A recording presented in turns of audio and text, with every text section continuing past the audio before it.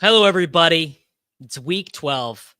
Honestly, we are very, very, very close to the start of playoff basketball season. If you're in the high stakes leagues, this is the last week, bro. This is the last week in the FFPC and the NFFC to make the sprint, and it's by Mageddon. Chase Brown, the singular greatest pick in fantasy football that you could have made this entire season, is not playing this week. A bunch of other guys are not playing this week. I am, of course, joined by my boy, Chess Liam. You could be watching this on his channel as well. And we are going to survey the scene in best ball right now. It's Short King Summer, dude. It just feels like no one in fantasy sports ever learns anything. Does he mistime it, or is Brock Bowers just a grown man? Brock Bowers is just a grown man. Dare I say, Rich, football might be back. In the words of Lane Johnson, this offense looks constipated. It's Short King Summer. Well, Liam, I mean, I've basically already given up on my bags this season. Any money that I get back from this regular season is going to be fine. It's time to turn my attention towards playoff best ball and try and get to even there, because I don't think it's happening for me this year, brother. Playoff best ball is going to have its moment, but we're going to keep the show mainly on the regular season sweat. Yeah, I mean, bye Mageddon is hitting here. Falcons, Bills, Bengals, Saints, Jets, Jags, all on bye. We were talking backstage, and the context of this year is just significantly different than, for example, last year, where I would say the quality of most of the teams that are going to make the playoffs aren't as good. And why that is because your sixth round plus picks, so your first, second, third, whatever, like those are the picks that are carrying your teams. And, like your Joe Mixons, your Derrick Henrys, your Jamar Chases, whatever. Whereas last year, like Kyron Williams and Puka Nacua were a big reason teams were making the playoffs. And that just changes everything when your late round picks, your HMs are carrying your playoff team, because it allows you to sneak in these low-owned studs, and your whole roster top to bottom is nice. Whereas this year, it's like, all right, I got Jerry Jeudy with my Saquon or Joe Mixon, and you have whatever, Curtis Samuel, and it's like, okay, like that's just different. And I think it's a pretty fun sweat where when you do have a team that's like relatively healthy, relatively complete, that's one where you're like, this one can do some real damage, and it's really unique this year. Who were the best late round picks this year? Honestly, quarterbacks. It's Bo Nix and Drake May to me, like pretty comfortably. And then okay, like there's guys like there's Tyrone Tracy. You feel good about that. But again, it's like, his quarterback's Tommy DeVito. It's half point PPR. Yeah, do you even feel that good about Tyrone Tracy? I get QJ and Mooney, but like I got Jonnu Smith dropping hand. Like, this is the answer. Chuba has been awesome. Tillman has been good. Jauan Jennings. These guys were not super drafted. I mean, Jennings is barely drafted, right? Like, so the Jennings teams and Tillman too, barely drafted. Yeah, like Chuba was like the guy for 0 RB teams, where it's like, you selected Braylon Allen instead, forget about it. Like that's like at least 200 points left on the table. Dobbins has been a very good one. Dobbins, a very solid one. And like, really, if you look at the injury guys, like Chubb sucks. Dobbins, though, smash. Not the same thing, because Dobbins was presumed healthy. Hawkinson just now coming into his own here. But yeah, it's a fun sweat. We're only the overlap in weeks 15. The week 15 overlap is going to be insane. Like, imagine, I don't know, who do the Falcons play in week 15, because they're going to be a team that has the Falcons play the Raiders, so I guess they're probably going to smash. I was going to say like Mooney going to 0 could be pretty brutal. I mean, dude, if like he Kamara could just, has a bad week, have a bad game, like you can be a stud and have like a game that goes 5 for 30, like that's like Justin Jefferson's doing that every week. So it happens, right? But yeah, I mean, this past week was really insane where, like, okay, Puka Nakua has a good game. Doesn't matter at all. Doesn't matter at all because Jonnu Smith laid the hammer. Brock Bowers laid the hammer. Like, okay, Chase has 2 touchdowns, so that, he gained a little bit of advance rate, but there were multiple guys dropping 40. Amon-Ra picked up significant advance rate where, like, grabbing 18 points is like, all right, good for you. But here's Jonnu Smith with 2 touchdowns, 1 in garbage time, essentially, It has been so funny how the positional scoring has kind of clumped where it's like, oh, congrats, you got this big smash from a guy, and then it did not move your advance rate in any way, shape, or form. I don't think so on Pearsall because Jennings is too good. Jennings is just too good for Pearsall to be this like huge smash. And then Kittle, theoretically should be playing for the rest of Well, the and the rumor there is that Purdy's like shoulder is not healthy right now, which, like, if Purdy gets yanked, I mean, maybe that's good for your bags.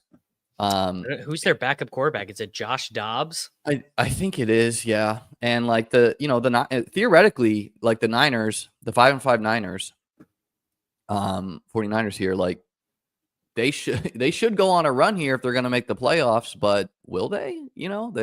That division, 6-4 Cardinals, 5-5, 5-5, 5-5, everyone else. Yeah, it's really bad. I mean, that's a pretty interesting contest for that's a pretty interesting question for the playoff contest is, man, I'm like kind of out on the 49ers, but Purdy has been, outside of last week, Purdy's honestly been very good. I just feel like I don't know, it feels like an all-time noisy season from the 49ers, basically. Yeah, they were first in touchdown conversion, like in the 10-yard line last year, and I think they're last. They're like, They yeah. are. So like, They are literally last in the red zone. Is that randomness that like will come to the mean, or is there something significant occurring there? Like what is it, like Debo getting fat the reason, and like he was Dude, such like Debo is awful, man. yeah, like, Debo is killing me, killing the 49ers. Like it is. I look, if you would have told me that Brandon Ayuk was out for the year, I would have been like, wow. So I'm gonna have a really good year in best ball. It is nuts, man. It is nuts how many of my stances are like just at absolute zero. Just like the worst possible decision you could have and made. at the same time, it feels that way. Yet, I could see the 49ers still going on a huge fantasy run here in the playoffs where, Rams, Of course, yeah. Miami, Detroit. These are 3 2 defenses that are not good at all, and then 1 defense where you target via the pass in the Lions. So, like that's the game we're playing. So Chase Brown, like, is he just the overall RB1? If it may be RB2, if we're he's the guy you need. I mean, he just got 20 points without a touchdown. Like, yeah, they like Khalil Herbert actually because it was a fumble. Khalil Herbert's play did not get registered as a touch. So technically, since Zach Moss went on IR, no other Bengals running back has received a touch of the ball. And if technically speaking, if Chase Brown had gotten hurt, like, I think Moss is getting the same workload. He's not doing the same thing with it, right? Like he's I think a bad pass catcher. Yeah, but he would be getting opportunities, I think. It's honestly, it's hard. It's hard for me to game that out. Would Zach Moss be? Honestly, what would happen was Chase and T would be even bigger smashers than they are already. Like, if Chase Brown was not back there, would they just throw the ball? Like, would they be the number 1 PROE team in the entire NFL? I think they might. They already were. Like, they were already like 2 to start, behind the Seahawks. Did you know that T. Higgins is scoring more points per game than Justin Jefferson? That's not surprising to me because he keeps scoring touchdowns. So, has he only played 3 games or has he played 4 games? Yeah, I mean, he's missed a lot of time, but it's just a reminder that like Jefferson's quarterback play matters, right? Like, this was a huge market inefficiency where Higgins, that's not what's happening with Jefferson at all. The thing that's happening Not with Jefferson. I'm Jefferson. talking about the Bengals prices being cheap, where, Oh, sure. like, you just roll back a healthy Joe Burrow season and you see he averages 23 points per game.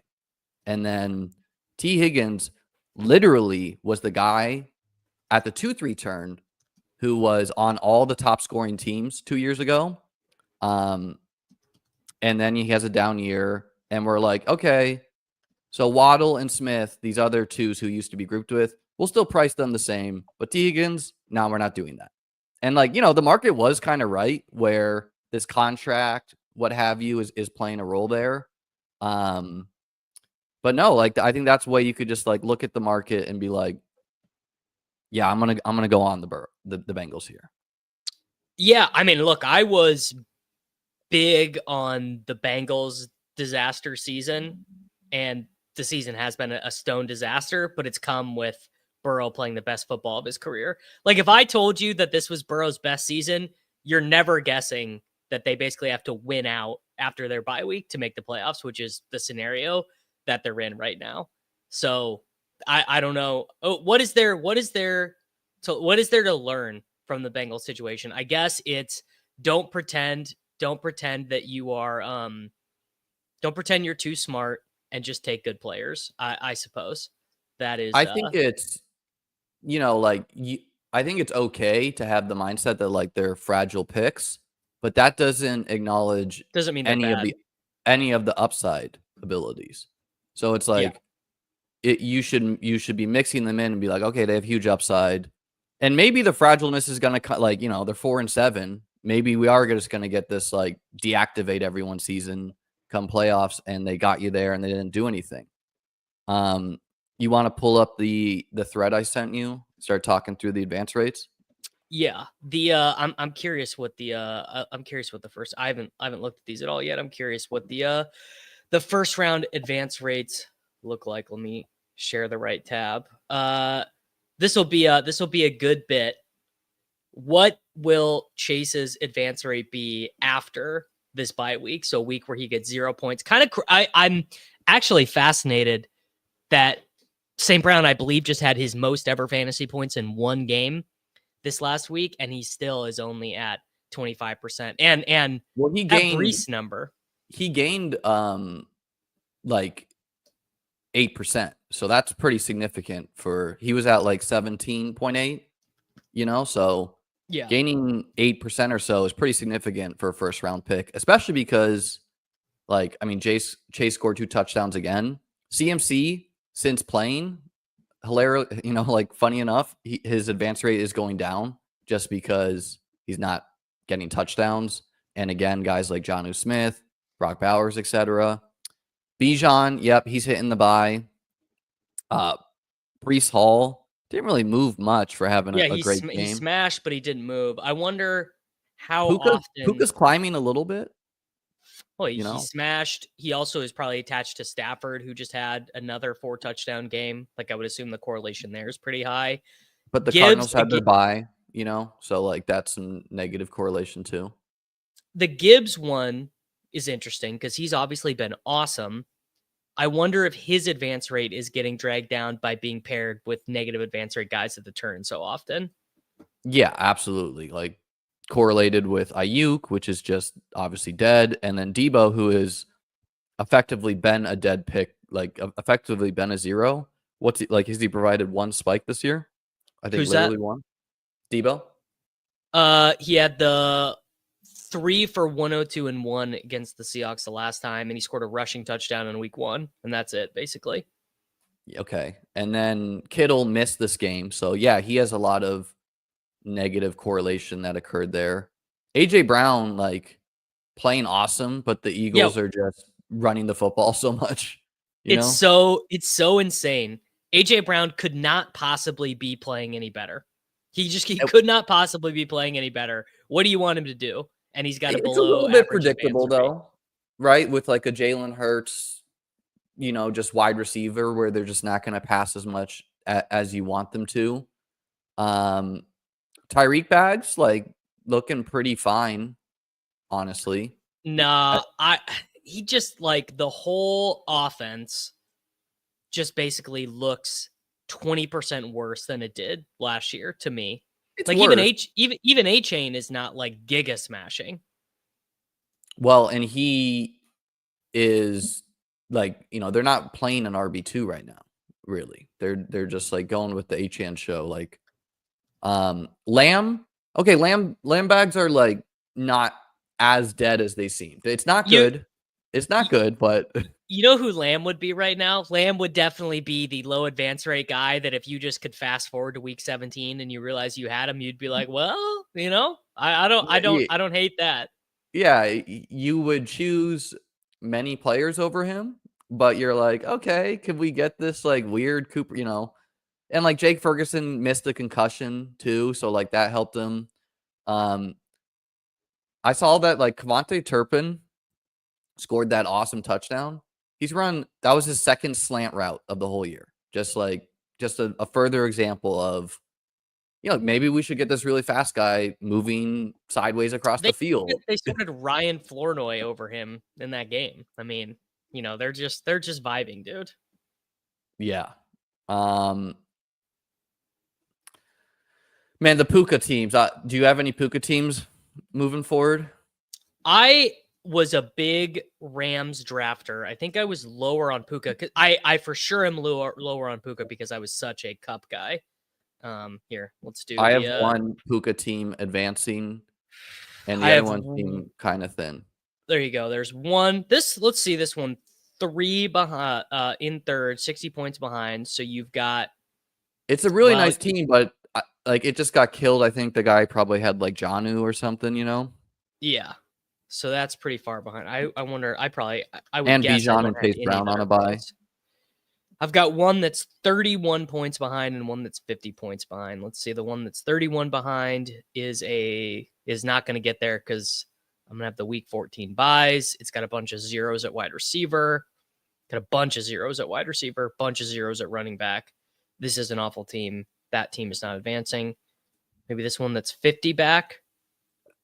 Herbert and Ladd, Jaden Reed. Well, this one maybe could get there. That team looks good, but I don't know. I mean, who could say? Who could say? Literally. Well, yeah, like I think this past week's a reminder, right? Like I don't think people were counting on 30 points from Jonnu Smith, and so you can get that random. This advance rate is going to go higher because Cooper Kupp right now, he leads all of football in or all wide receivers in expected fantasy points per game, even in half PPR. I think much rather. I mean, Puka's the clear one there, right? Though, like, did you see that? Did you see that Hollywood tweeted a clock? Yeah, I think that signified that he meant the downfall of the Chiefs dynasty. It's over. Hollywood right now, 8.3% advance rate. I wonder if I got to be advancing a Hollywood team just based on how often I was drafting him. I'm not. I'm literally not advancing a single fucking Hollywood. I got some players like that too. That is incredible. That is incredible. Are any of these even? None of these are even close, dude. None of these are even within a whisper. I wouldn't count on Hollywood in the regular season anyway. Just that he would be. That would be a sick guy to show up in week 16 or week 17. Yeah, these are dead. I'm not even looking at these. All right, let's go to the elite quarterback advance rates. Pretty simple conversation. Lamar Jackson, Joe Burrow. Everyone else stinks. Even Jaden Daniels now that he's not running. That, by the way, is going to be such a wrinkle to advance rates. Baker's points are down. Daniels' points are down. And I don't know how much better the Daniels points are going to get because they've just stopped running him while his ribs heal. He said he's healthy. The team said he's healthy, but I don't think the numbers lie.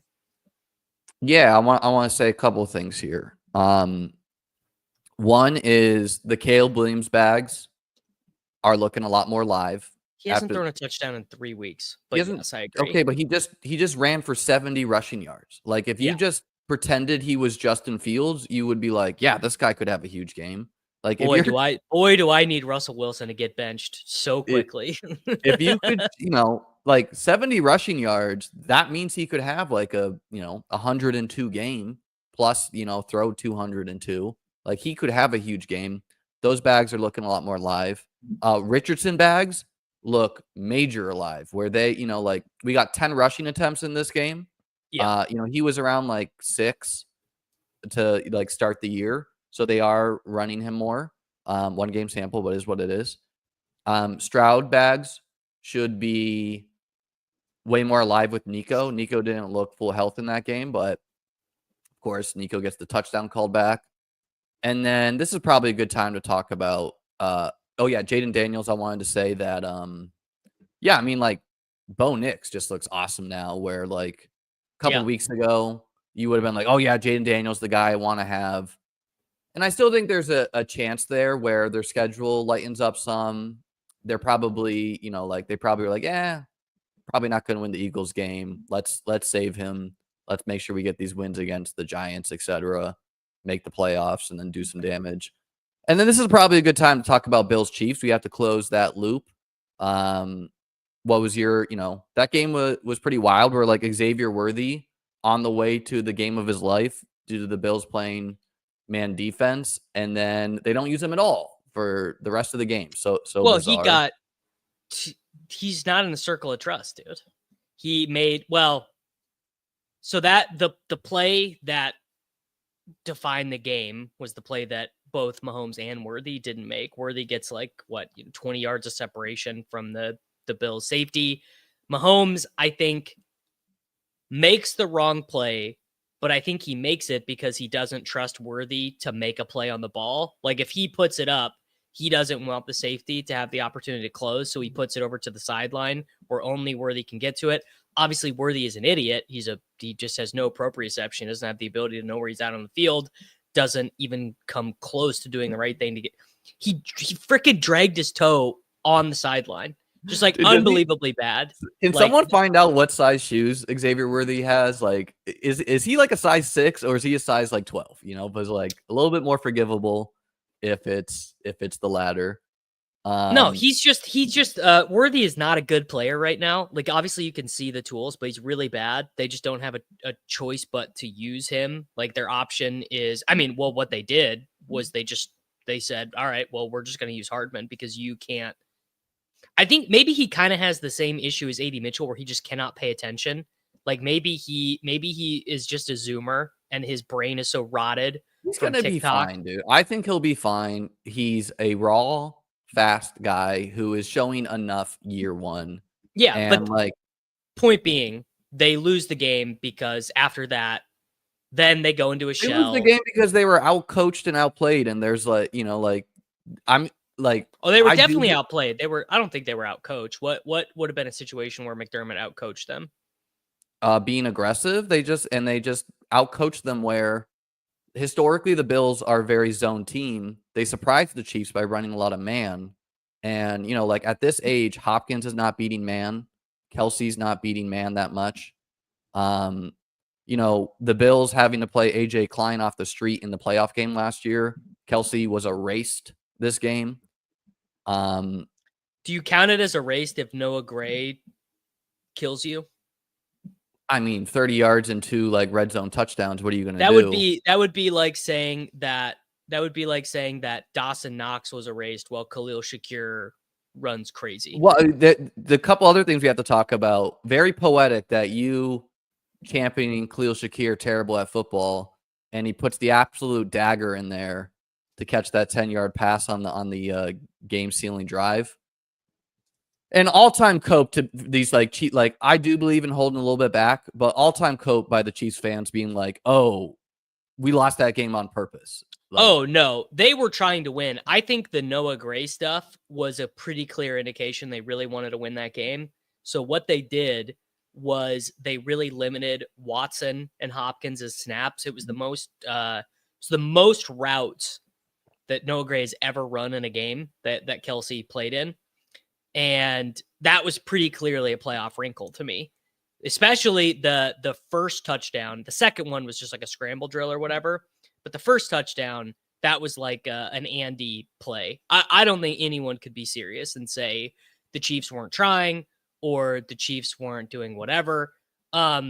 Here's the thing. If you do man long enough against the Chiefs, you're going to get killed. You're going to get murdered because Andy will manipulate you too And well. Mahomes is leading the league in interceptions, right? He just throws one terrible one every week, just like every Yeah. week. Like, dude, I mean, what is he doing? The Disney writers were on when they had DeMar Hamlin intercept Mahomes to start the game. Absolutely electric. No, I mean, big win for Buffalo, keeps the hopes of the 1 seed alive. Technically, the Steelers have hopes of the 1 seed, but Yeah, technically speaking. I don't think it's realistic looking at their schedule. Like, they play a bunch of good teams. The Bills, toughest test. They play the Lions. They play the 49ers. The Rams, they can beat anyone, you know. The Chiefs, they play the Steelers, so losable. They play the Chargers, who I do not want to face the Chargers in the playoffs. Like this year is way different in the playoffs where I don't know, there's no Duck Hodgins Steelers waiting at the end of the rainbow, right? Like the closest thing Russell to that. Wilson Steelers. Okay, there's that and the Bo Nix Broncos. There's that and the Broncos, who, I mean, dude, Bo Nix, got to give him his flowers at this Falcons game. Sure. But, you know, like the Chargers, and if the Bengals can make it in, you do not want to face those teams, and those teams can go on a run and make the actual Super Bowl. Bengals, to get there, it's so thin. I mean, they might do it, but it is like unbelievably thin. It's very thin. I just don't think they're going to have the mental strength to do it either. I agree the Chargers are better than the Texans. I definitely agree with that. I don't know if that's fair, where I think after you see a couple games with Nico, you might change your tune there.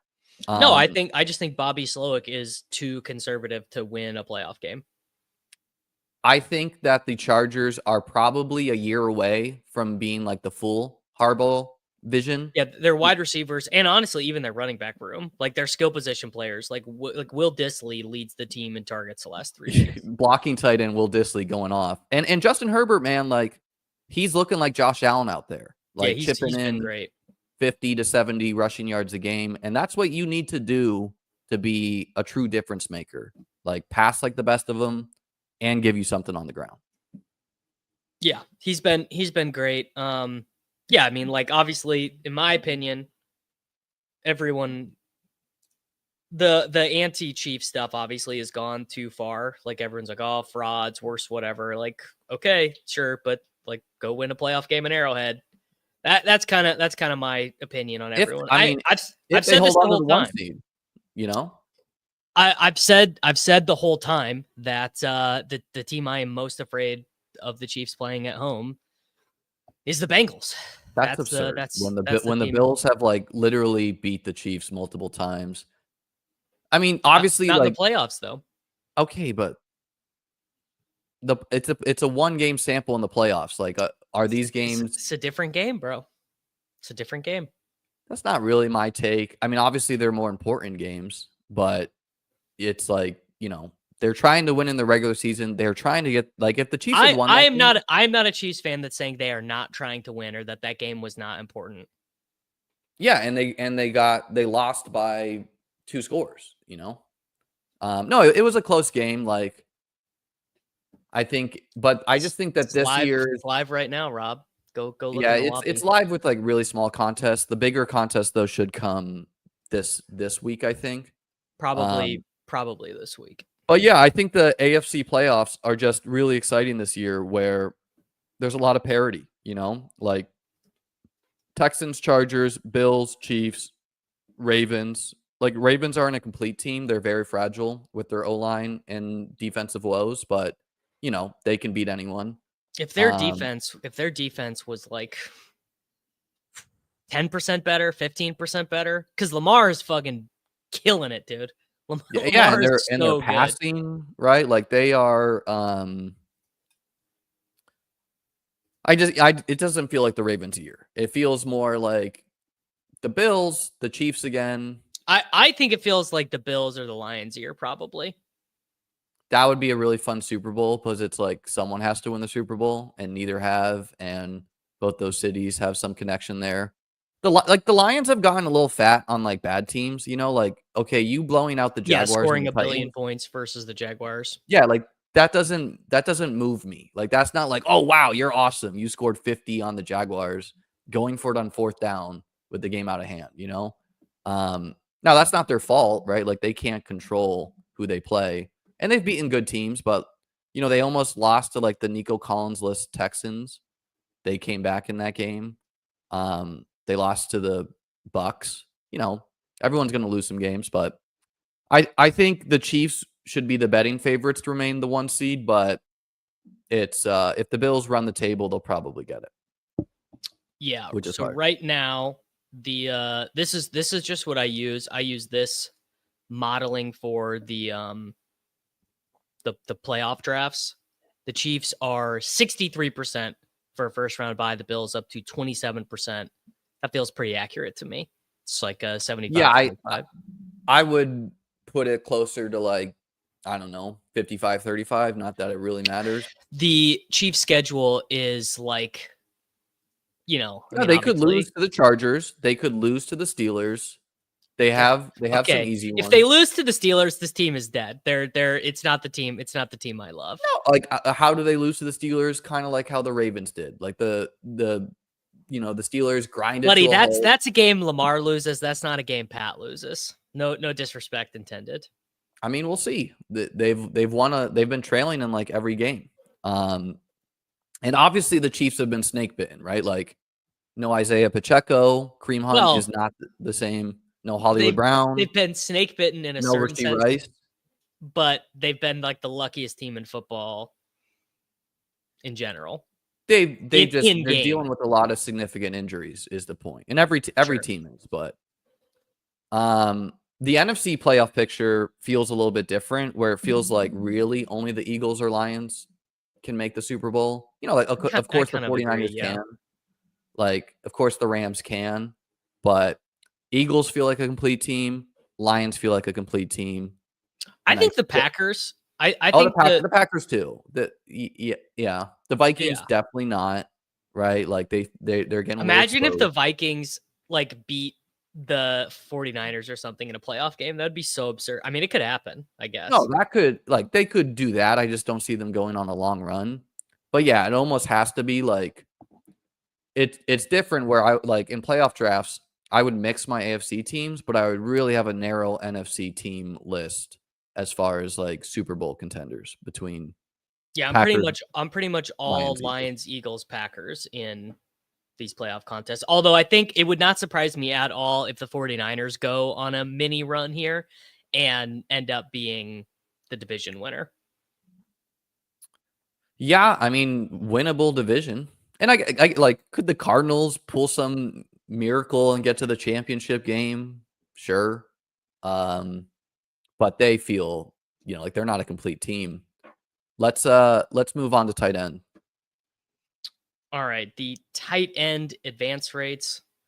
They're all varying degrees of not great. Who's the tight end you wanted? Jonnu Smith, I guess. Oh, Bowers. I mean, Bowers is tight end. Kittle missed the game. I should have just kept the 100. I should have just kept $100 until the season ended for Bowers versus Kincaid. What was the bet again? Was it total fantasy points or touchdowns? No, touchdowns. You said Bowers is not going to score enough touchdowns because his team is too bad. Well, tough go, missing several games, but yeah, it looks like they're gonna lose that one. Trey McBride, Mark Andrews shares, by the way. Like I saw some optimism about him, looking a little bit dead here. Where it's all touchdowns. It's all so any game where Mark Andrews does not generate a touchdown, he is going to be bad. Any game where he generates a touchdown, he is going to be good. There are two reasons for that. Obviously, the first is like the barrier for scoring at tight end is lower, but the other thing is that he is so connected to Lamar because of where they were drafted. Like, it's crazy. No, yeah, that was one of the most obvious bad overdrafted correlations where like Lamar and Zay Flowers compared to Lamar and Andrews is absurd. The combo. So like Lamar and Mark Andrews are paired combinatorically almost half of the total teams they're on. And look at Lamar and Flowers. Just show them that. Like that was like such an obvious like, what if I just pull Lamar up and get a different combo. Like than literally everybody else. like 1/3 of the ownership. Yeah, and a lot of those probably didn't force it. They only did it when Flowers fell Yeah. from the 3-4. This goes to show you the power of a spike week, by the way. Goddard is still living A cheap spike week. off of that spike. What was it, week 2 or week 3? 10 for 160 and a touchdown or whatever. He didn't even score a touchdown that week, I think. He didn't even score. He scored a touchdown when he came back, right? He scored a touchdown recently. Yeah, but the bigger thing about Andrews, though, is not like, obviously scoring touchdowns is good, but he is just not. He's not a full-time player. No, he's not being used the same, right? Like Likely, I think, ran a little bit more routes and looked good. And then Deontay Johnson is going to get worked in, and that will. I think no. Deontay Johnson is a bad player with a bad attitude who is going to end up financially rewarding the Ravens more than they paid for him. They're going to get more in compensation than they paid for him. And I think the Panthers were basically just sick of it sounded like he had a bad attitude. Like it sounded like they just didn't want him there.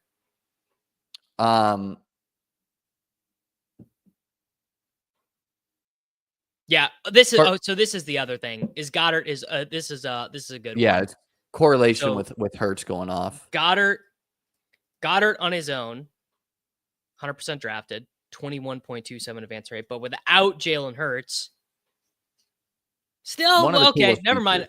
That is a lot higher than I thought. That is, and he has bad week 17 correlation with like CeeDee Lamb. Let's check these just while we're here, just while I've got the tool up. Christian Watson, or no Deshaun Watson. So let's first check Judy. That was a little Freudian slip of Davis trying to wishcast Dontavian Wicks by going, no Christian Watson. Yeah. 23% advance rate for Jerry Jeudy without Watson. I mean, Deontay's going to run more than 6 routes, though. He's going to get up to like... What has he done to deserve that he should play more than Nelson Agholor? He was traded for, and it's Nelson Agholor. So he's eventually going to at least be sharing the role with Agholor. Like, I think he'll still be behind Bateman. I really don't think so. I don't think he'll be fantasy relevant just because there's only one football, but he's going to, he's going to have a week, I think. How many Tillman, no Watson teams are there? 1,462 Tillman, no Watson. Let me tell you, Tillman, no Watson, that is one of the top 5 combinations I think I would want to have right now. No cap. Like I think Tillman, no Watson isn't a big deal. As long as you have like either one elite quarterback or one. How many Tillman, Knicks, no Watson teams? All right. Wakey. I know. And this is a long time. I was going to say I'd buy this team, but it's got Aaron Rodgers on it. I might have a Tillman, no Watson. Let's see. Tillman, no, with Knicks? No, I have a Tillman, no Watson. I don't think the team is. Ooh. That's so funny how that's bifurcated. You literally have one in first and one in 12th. Okay. Burrow and Chase, smash. Lawrence and Kirk, those are zeros now. Not great. Mayfield and Evans, not Godwin. Is Lawrence a 0? I thought he could, that's what I thought. And then I thought it was like he's going to return. They might just shut him down. Yeah. So I heard he might have a surgery on this shoulder. I read that. We've got about to get Mike Evans back too. Is nice. Well, I was going to say you have an entirely live running back room. Chase, Evans, Kirk is dead. Thielen is dead-ish. We get tight end. Musgrave is dead. Dulcich is dead. All right. It's the Jonnu show at tight end. That Jonnu Tillman correlation, man. Week 17. And he has already had his bye week. My man, welcome to the laid off gang. It's not a fun place to be, but thanks for hanging out. Have we talked about Jauan Jennings yet? No, we've not talked about Jauan Jennings yet. Man, Liam, I got to be honest. I could not be more stunned by this Jauan Jennings thing because his advance rate only being 30% is shocking. Well, I mean, I don't know how do you say this politically? People always hate when I say shit like this, but probably a lot of bad guys were drafting Jennings because he is the Oh, people archetype hate of this. They hate he's this. Yeah, he's the it's true. he's the archetype of a player that is a bad pick. He is a guy who can't earn volume despite being on the field all the time. Like the idea, like Jauan Jennings has been in the NFL for 4 seasons. He was the He has platonic played. ideal of like Khalif Raymond, and it turns out he's actually like Brandon Ayuk. He's like Marquez Valdez-Scantling. Like that is the role that Tim Patrick, good comp. Tim Patrick, by the way, full-time player on the Lions. Yes. So I will give the Jauan Jennings people this. This is something that could have been some signal that I chose to ignore, which is that a disproportionate amount of Jauan Jennings targets forever since he was a rookie has come on third downs. So what you could extrapolate from that would be Kyle Shanahan and or Jimmy Garoppolo and or Brock Purdy really trust this guy, really thinks that he can run routes in high leverage situations. Yes, literally, he is literally Demarcus Robinson. I think it's but that he's great. He's a great player. He got a pretty nice contract this offseason, and that he had a good Super Bowl game. And so yeah, he was in the optimal for the gauntlet. That definitely matters, no doubt about it. And so like there was signal that he could play, and he's not the same body type of Khalif Raymond where it's like, no, he's a big guy. Slot. He's a big dude who, he could have easily been Mac Hollins, where it's like, okay, good for you. He was Mac Hollins. He really was Mac Hollins until he just turned like, I don't know, man. Like maybe he's doing stem cell therapy or something in the offseason. No, I think the answer is he's kind of always been good, but like this dude, I mean, so I just sorted by snap percentage on Pro Football Reference. Look at all these games where he played a bunch of snaps and did nothing. Well, and the bigger thing too is that Debo is no longer good, I think, is part of what's happening. That's the bigger part of it. I agree.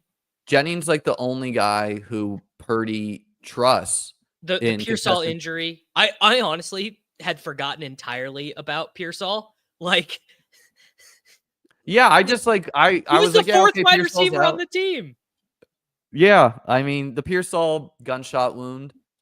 But then like what was the process? It was like a regular season play, with like him coming back. It was a chaos play. No, it was a chaos play, and that alone makes it a decent stab. But it wasn't a stab I was making. How many? Let's do the we 958. Did we have any season-ending injuries this past week, or significant injuries? Did we have any season-ending injuries? I don't think we did. Chat, remind us if anyone got hurt, because I wanted to do the thing where we update how many advancing live teams are there. 6th offensive weapon. It's like, look, I don't let me, who didn't draft any of this guy, who's obviously Gabe Davis. Don't let me, who obviously did not draft a bunch of the league-winning guys, like don't let me tell you that you're bad for if you drafted Jennings. I just got to say, in a season where Jauan Jennings is who you need, I'm never going to get there. Like if, I don't know, who's going to be the comp? I don't think it's a bad pick to try to profit off of chaos. I think it's a bad pick to try to draft like 80% of, but I think he's a perfectly me drafting Tillman was the same thing. Xavier Worthy did retire after the first quarter, so does he count? But no, like drafting Cedric Tillman, which like I did 3 times, was essentially the same thing. Where essentially the same thing. It was a little different because it was ambiguous who the wide receiver 3 was. No, it's not. It's not that different. Yeah. Let's do the thing where we just plug in all the dead players and see how many are advancing. Gabe, Shaheed.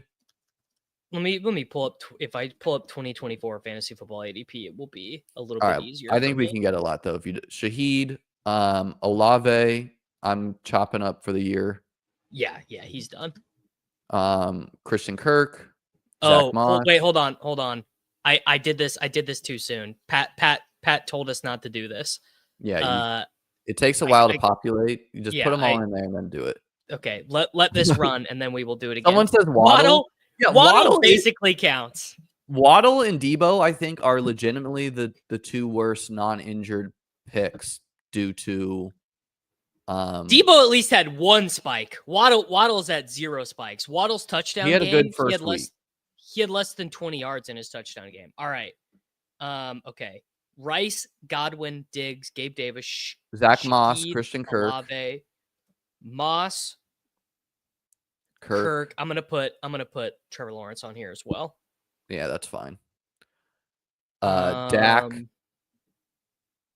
Prescott, Deshaun Watson, Brandon Ayuk. ETN's playing. Yeah, for the purposes of this, we literally mean no points. You are out for the year. You are out for the year. You are not generating any more points. Yeah, Pittman basically is a 0. I would put it's pretty close. No, you can't do that. I know we're missing some more. Pacheco is technically back.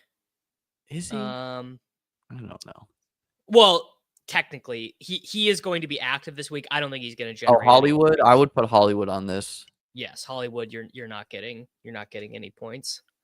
Hollywood. Yes, great. Dead, not Davis dead, where a guy just got 4 points 1 week. Roman Wilson is dead. No, he actually is, I think, out for the year. Yeah, I think he is. What's the deal? Yeah, okay, Kincaid.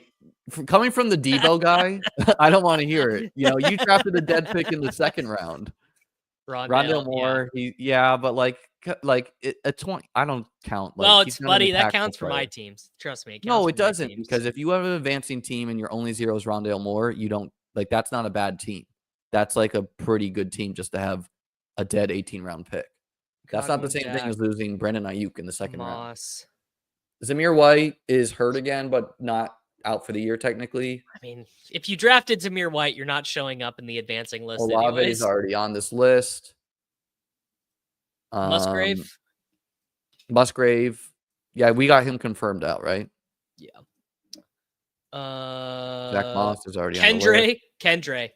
No, he's not out, because the rumor there is that, or it's not even a rumor, I think this is confirmed, that the coaching staff was confused why they put him, Dennis Allen hated him so much that he didn't need to go on IR, and they did anyways. Elijah Mitchell, that's a good one. Elijah Mitchell is a good one. Marshawn Lloyd, I don't know what's going on there with the appendicitis. Marshawn Lloyd.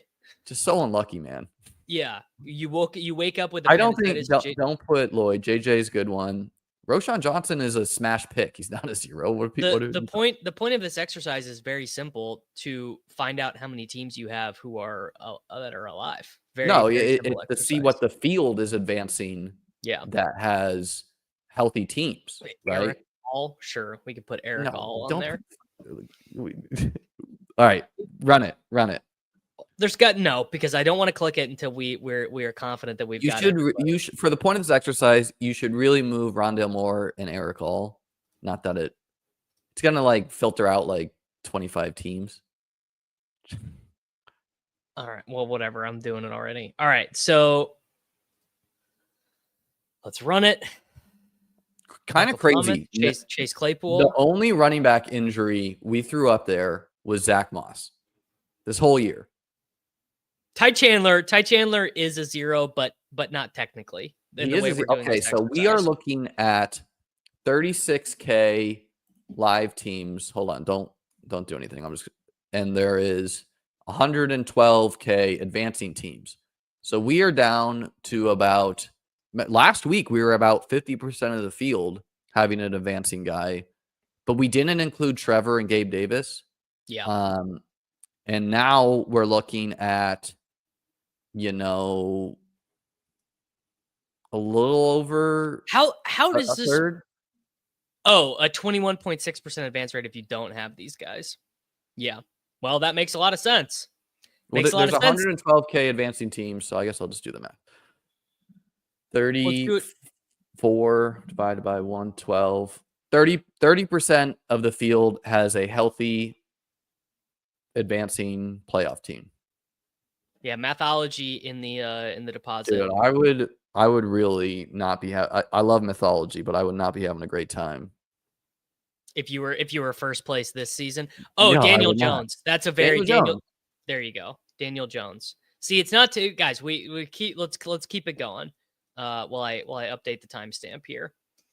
I don't know who Ty else should we Chandler add to this drafters are list? running pretty pure because they're like, Ray Davis has been okay, who was priced by him.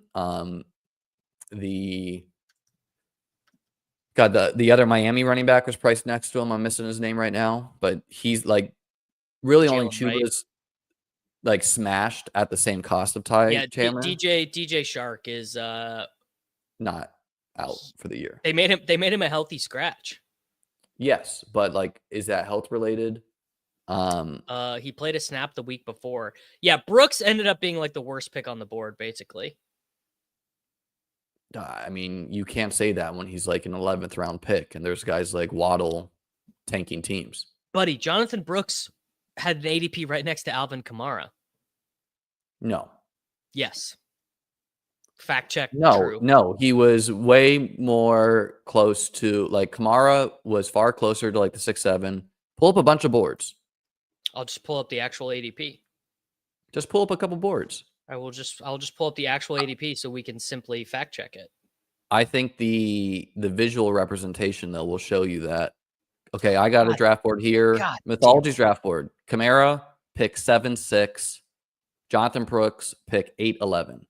So a full round cheaper. So a random draft board versus the aggregate of all of it. Well, I do like 1,000 drafts over the offseason, so I do recall where the players go usually. I'm tilting so hard when my command F doesn't work. Jonathan Brooks was going more close to guys like Tony Pollard, Chase Brown. RB29, yeah, right next to Chase Brown. Yeah, he did fall though. He was close to Kamara at one point, but he did. He opened very expensive, but he closed closer to the 9-10 turn. All right, let's check Chess Liam live teams. You are advancing 6 of 27 of your players with 6. They probably all have something I really like, and for people who drafted over the course of the summer, like I did, I really like to see the a May team versus a June team versus a July team versus August team. Click on some of these bad boys. I'm not done. Let's check some of the ones that are close. This one's 26 points behind. This team I lost internet. This one I lost internet connection and autoed Mahomes, and then Hollywood went, Worthy went, Kelsey went, and so that's why I got Justin Watson at the end here. And then I had Chase and Nico. And I was like, well, whatever. Like, I'm just going to take Joe Burrow anyways, even though I don't need him. Yeah. And thank God I did, was this team might advance, but it's not a good team. It is like Chase, Nico, Mike Evans is fun if it makes it, but you never want to click on a team that's close to advancing and then checking Zamir White. You never ever want that. Running back room too thin. Is this an advancing team or close to one? Close to advancing team. Yeah. Malachi Corley, no longer a 0. No longer a 0. What about this one right here? A Richardson team. A Richardson Downs team.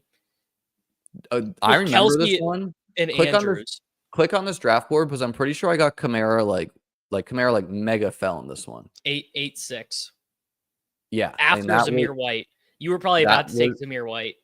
That was a very rare fall of Kamara to get him there. I don't know, because Bijan and London going on by. Yeah, not great. DJ Moore looking more alive. Big spot for Kelsey this week. We talked about Josh Downs being dead. Not the case with Richardson. He had a good game. It's still gonna be it's gonna be volatile. It's gonna be very volatile. Yeah. Yeah.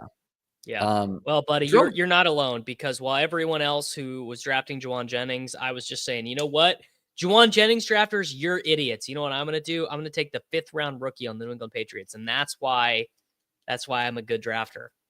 I think there's a lesson with Austin Eckler where, he was like, there was an obvious thing to point to last year with him being bad, which is the high ankle sprain he suffered week 3.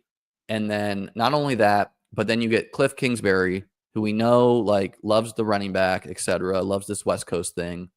So feels bad not to have more Eckler and to be off him. This team, like, dude, so many bad late round running back picks, like Gibson and Foreman being on this team is a total mood killer. Brandon Cook's coming back, dude. Burton, Odell, Malik, Walker. Is this team advancing? No, but it's close. It's close. Yeah, I don't think it's gonna. I bet I have a very thin segment of these just because there are so many Chiefs here. Yeah. You have 4 teams though. That's 38. Probably expected to get 2 more of these through. What is your scoring one this week? Jesus Christ, dude. I mean, this is so bad. Oh, it's a Barkley team. Of course it's a Barkley team. Yeah. And Levis. I think I drafted this on the Swolecast. Pretty sure I drafted this on the Swolecast. It was a themed. It was the Mayo team where I had to take Will Levis and Drake May. Thank God I got Barkley there. Lamb, Neighbors, Cooper, Worthy, JSN, Jalen Polk, Marvin Mims. I'm at 23 teams this week. It is a Swolecast draft. Yeah, that's what I thought. It says I'm just expected to advance 20. I could see myself losing like 5 or 6 teams this week with the buys, just because I have a lot of Chase Brown carrying the boat, Jamar Chase, the Bills guys. Dude, I know so much ball. Look at this, a Joe Mixon team. The Libs are sick, man. The Libs fucking hate to see me drafting a Joe Mixon team. Look up my Herbert team with like, I have a team with like the nut running backs and like all the wide receivers are so, it's like Mixon, Achane, it's just put in Herbert and Deshaun Watson because it's a single Herbert team now. Yeah, there you go. That'll show it. Look at this team. Barely advancing. It's got Bijan, Achane, Kyron, Mixon. You nutted out at running back. And then like this was actually a stream one too, where all my early wide receivers were good picks and all the late ones were not. Where it's like Dortch, Chark, Whittington, essential zeros. Trey McBride and Kincaid at tight end, so good there. Hit the lottery to go Ladd, Addison, Shakir, Shaheed until he was hurt, Judy, Downs. So like the best bad team, it's like a very good, very bad team. Yeah. I mean, let me tell you in general, I would have no interest in turning it up to the playoff. Like, obviously it'd be great to advance these type of teams, but these type of teams are going to be smashing.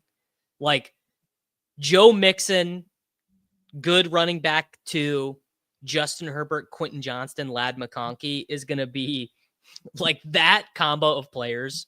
Like what is the advance rate of Herbert, Quentin Johnston, and Ladd McConkey stacks? Like, dude, QJ scored another uncovered touchdown. Just insane. If I remove Ladd, just Herbert and Quentin Johnston, knowing nothing else, 22% advance rate. I would want Herbert. QJ's whatever. Like he's a good piece to have. He is balling out. But no, he's not like the tough thing is like so many of the wide receiver picks priced around QJ are zeros. So it's like, I'd rather have QJ than a zero, Like what is the guy? I mean, buddy, at this point, I would just like to have a team that generates like Andre Yoshibas, Luke McCaffrey, like these are guys running routes, but you're like, nah, I'd rather have QJ. Trey Tucker. What's the Andre Yoshibas advance rate? It's gonna be very high because it correlates with 20. Andre Yoshi here. This is a weird one. Andre Yoshibas, no Burrow, 14%. Yeah. Ooh, Nick Sutton. That is a good one. That is a very good one. Okay. I'm gonna grab some water, Davis. Hold us down. Let's check my advance rates holistically. So I'm up to 14 advancing teams. Could be better, could be worse, has been a lot worse. Expected to basically be about the same. This one's 9 points back. We just looked at this one. This one is 0.36 points back. It's got Mahomes and May. It is a Rashee Rice team. But Cook, Stevenson, B-Rob, Chase Brown, Ray Davis, Braylon Allen. So at least I'm going to have running backs alive this week. Wilson is probably close to a 0, just given the state of the season. London's on bye. Shaheed is dead. Wicks is basically dead. Burton's basically dead. Baker's basically dead. Maybe I get a Knox. Are the Bills on bye this week? Or the Bills already have their bye? The Bills are on bye this week. So this team is not great. This one's 6 points behind. Mahomes and Goff. St. Brown, of course. It's a Rashee Rice team. Watson, Wicks, McMillan, Tolbert. So, like, guys, technically alive. A-Chain and Montgomery. Rico Dowdle. This is a Jordan Mason team, so I was using a ton of those Jordan Masons. Was using a lot, using 96 points of the Jordan Mason stuff. So that team is looking pretty thin. It's so funny that not only are we getting no running back injuries, but the quarterback injuries are killing some of the good wide receiver picks too. Malik Neighbors now looking way worse. I mean, Brian Thomas Jr., dude, the run out for him would be so pure if we get Trevor back. No Kirk, no Gabe Davis now. It's just him and Evan Ingram. ETN's terrible all of a sudden. I drafted a lot of ETN. One of the only bad early running back picks. Such a literally. I'd trade ETN in right now for every Rashee Rice and Hollywood Brown team. So he's not a 0. That is true, but he is an effective 0, a theoretical 0. He is an effective. Rico Dowdle too. Like the run out, so nice, only to have no Dak Prescott. DJ Moore looking way more live. Same with Roma Dunze. The Bears ran 3 wide receiver sets at like a season high. Man, I have a bunch of teams that if the Chiefs could just go on a very small run, like the smallest run possible, like if the Chiefs could just score 28 points a game for a month, some of these could get there. I mean, obviously none of them are going to get there, but boy, would it be nice. Like, why can't this team advance? It won't advance, but it sure could. Like, it would be fun if it did. What's your take on this whiplash with Javonte Williams and what was the fake out with Audric Estime? Sean Payton is just a dick, man. That's all it is. Sean Payton is a dick. Sean Payton hates all these guys. He hates Jaleel. He hates Javonte. Marvin Mims is just getting straight like running backfield. Like he's getting some gadget stuff, but also just got a couple like just real straight up running attempts. Jamar Chase is getting used a lot more in the backfield too since Moss went down, which is helping. I wonder if we see more like Chase Brown. Obviously, a smash will continue to smash, but I think it's feasible we get some more Khalil Herbert after the bye. But at the same time, the Bengals maybe they just feel like they can't take that risk since it's so they cannot lose another game. They can't lose another game. What would be your personal feelings with your bags if they lose that Steelers game? Like what's your perspective if they lose that Steelers game? I don't really agree that the Bengals fantasy pieces will just die if they're out of the I think they're still going to. It's the contract situation with Higgins and Chase. No, both of them. Chase did not sign a deal. They both do not have contract situations resolved. Why would you play? I mean, look, T. Higgins and Jamar Chase have put on film what needs to be put on film. Yeah. Like no one is going into this offseason being like, oh, we can't pay T. Higgins. Like T. Higgins is going to get his money. Chase is going to get his money, if not from the Bengals, from someone. Why, if they are eliminated from playoff contention, why are they playing? I think Ben Johnson's going there next year. So I'd love to agree with you. It would be awesome. Here's the issue. The Bengals are the cheapest team in football. They will not pay 2 coaches at the same time. Look how long Marvin Lewis stayed there.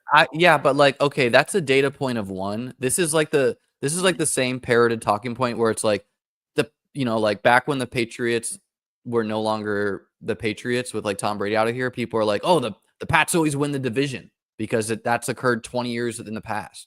And it's like, okay, well what's your data point of the Bengals choosing to not do the cheap thing? I just think they want to, like, they'll choose to want to win the Super Bowl, and they'll choose to want to have the best head coach they can, and they're not going to necessarily operate they did 20, a decade, 2 decades ago. I just don't. Well, it's the same people in charge, man. Yeah, but I just I don't really think they not like have regrets for the past, and I don't know. Like, you could say Zach Taylor is getting pretty unlucky. To have like similar to how the Bills were like 5-5 last year at a point. But I just, kind of just wish casting Ben there.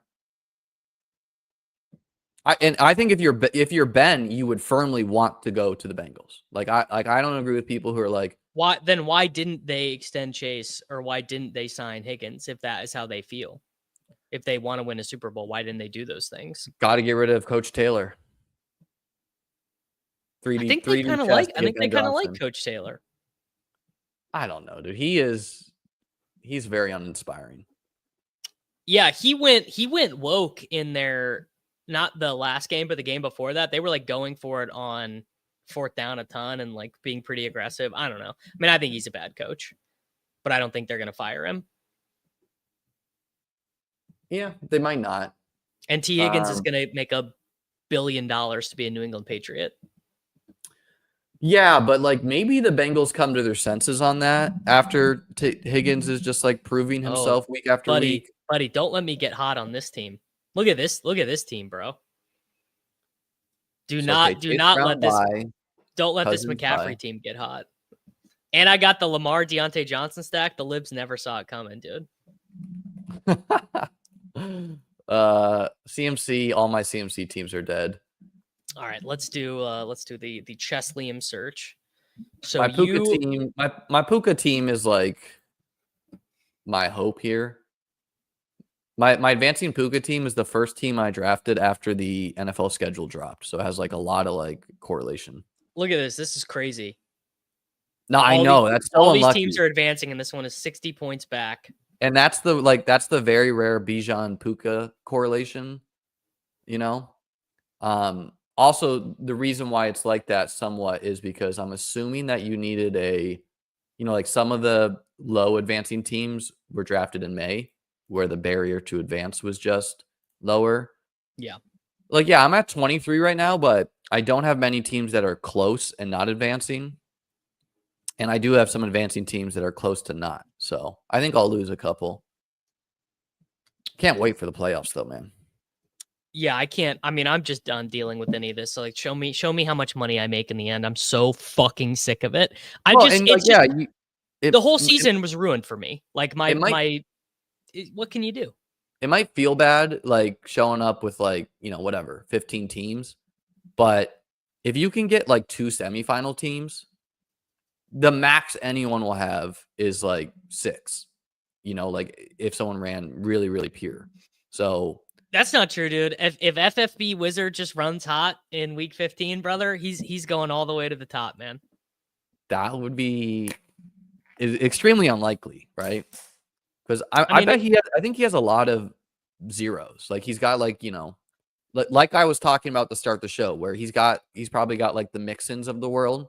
So he's got the stars, but I don't know how advancing 82 teams. I think his exposures are crazy though. Like he's in some of the high stakes teams. I did. Yeah, too. like this. Like he like. I mean, he's pretty very thin. Very, very fragile, right? Where he could have the week of his life. Daniel Jones done. Yeah. See, I mean, Mooney, yeah, like to be Odell, honest, here's like here's the question. Odell, Jelani Woods. This showcases the idea that like his teams are top heavy.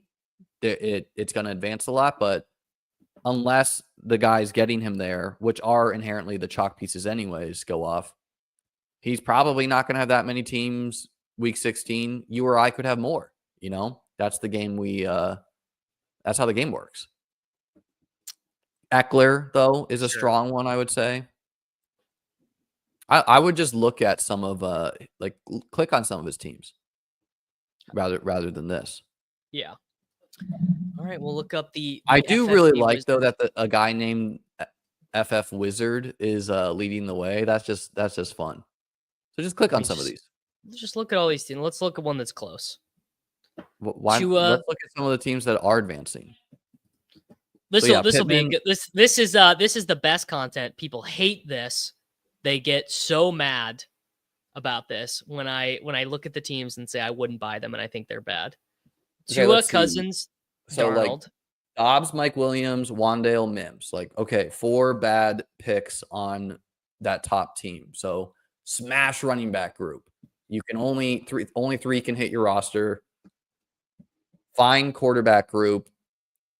Njoku makes it a fine tight end group, but then Chase Hopkins, and it's like, if they aren't pushing you past, I don't think, Wandale, Mims, Big Mike. Although Big Mike is running routes, so he has a chance.